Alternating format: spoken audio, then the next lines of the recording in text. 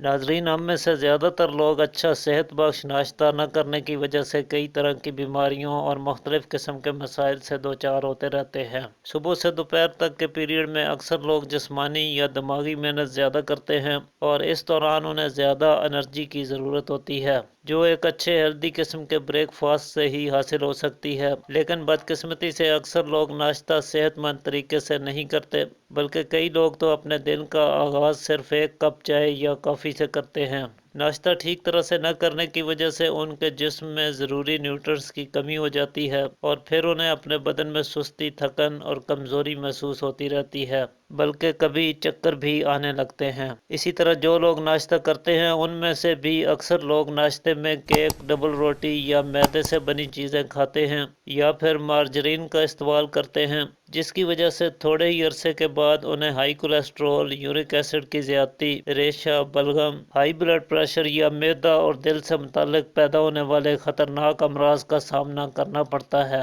لہذا ضرورت اس بات کی ہے کہ ہم ایسی صحت کو برباد کرنے والی چیزوں کا استعمال ترک کر کے اچھی اور صحت بخش چیزوں کا استعمال کریں تاکہ ہم خود کو ہمیشہ تندرست اور توانا رکھ سکیں۔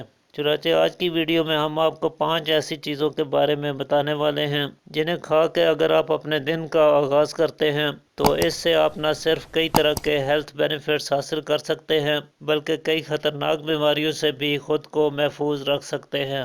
اس کے لیے سب سے پہلی چیز انڈا ہے۔ انڈا بے حد قوت بخش غذا ہے۔ انڈے کے اندر iron, calcium, vitamin A, C, D اور وٹامن B6 کے علاوہ پوٹاشیم اور میگنیشیم اچھی خاصی مقدار میں موجود ہوتے ہیں۔ یہی وجہ ہے کہ انڈے کے کھانے سے نہ صرف ہماری ہڈیاں، دانت، بال اور مسلز مضبوط ہوتے ہیں بلکہ اس میں موجود اینٹی آکسیڈنٹس ہماری آئی سائٹ کو امپروو کرتے ہیں، بینائی میں اضافہ کرنے کے ساتھ ذہنی صلاحیتوں میں بھی اضافہ کرتے ہیں۔ اس لیے صبح کے ناشتے میں انڈے کو شامل کرنا جسمانی محنت کرنے والے افراد کے لیے اور دماغی محنت کرنے والے یا نظر کا کام کرنے والے افراد کے لیے یکساں مفید ہے۔ اس کے علاوہ ناشتے میں دودھ کا استعمال کرنا بھی بہت فوائد رکھتا ہے۔ خاص طور پہ پڑھائی کرنے والے بچوں کو، جسمانی محنت کرنے والے افراد کو صبح سویرے دودھ کا استعمال ضرور کرنا چاہیے، یا ایسے افراد جن کو دن بھر میں سستی اور تھکن محسوس ہوتی ہے، کام کاج کرنے کو جی نہیں کرتا ہے، ہڈیاں اور پٹھے کمزوری کے باعث درد کرتے ہیں، ایسے لوگوں کو صبح سویرے دودھ کا استعمال کرنے سے بہت فائدہ ہوتا ہے۔ اسی طرح جن لوگوں کو معدہ یا جگر کی گرمی کی شکایت ہے یا ایسے افراد جن کا بلڈ پریشر ہائی رہتا ہے، ایسے افراد صبح سویرے ٹھنڈے دودھ کا استعمال کر کے خاطر خواہ فوائد حاصل کر سکتے ہیں۔ ناشتے میں دہی کا استعمال کر کے بھی آپ بے شمار فوائد حاصل کر سکتے ہیں۔ دہی کا استعمال کرنے سے آپ کا امیون سسٹم مضبوط ہوتا ہے، قوت مدافعت بڑھتی ہے، نظام ہضم میں بھی بہتری آتی ہے، میٹابولزم تیز ہوتا ہے۔ جن لوگوں کو دودھ ہضم نہیں ہوتا ہے یا جو لوگ ویٹ کم کرنا چاہتے ہیں، ایسے لوگ دودھ کی بجائے دہی کو اپنے ناشتے میں شامل کر کے فائدہ اٹھا سکتے ہیں۔ اسی طرح آپ مکھن کا استعمال بھی کر سکتے ہیں۔ مکھن بھی انتہائی قوت بخش غذا ہے۔ ناشتے میں مکھن کا استعمال کرنے سے دن بھر آپ کی انرجی بنی رہتی ہے، یہ آپ کی امیونٹی کو مضبوط بناتا ہے، پٹھوں اور ہڈیوں کو طاقت دیتا ہے، خشکی کی وجہ سے پیدا ہونے والی جتنی الرجیز ہیں یا انفیکشنز ہیں ان کے حملے سے آپ کو محفوظ رکھتا ہے۔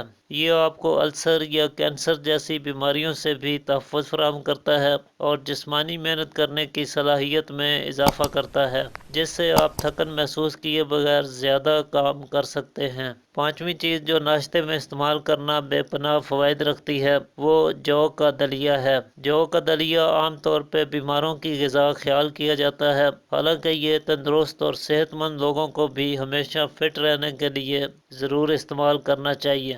صبح کے ناشتے میں اس کا کھانا آپ کو بے پناہ انرجی پرووائڈ کرتا ہے۔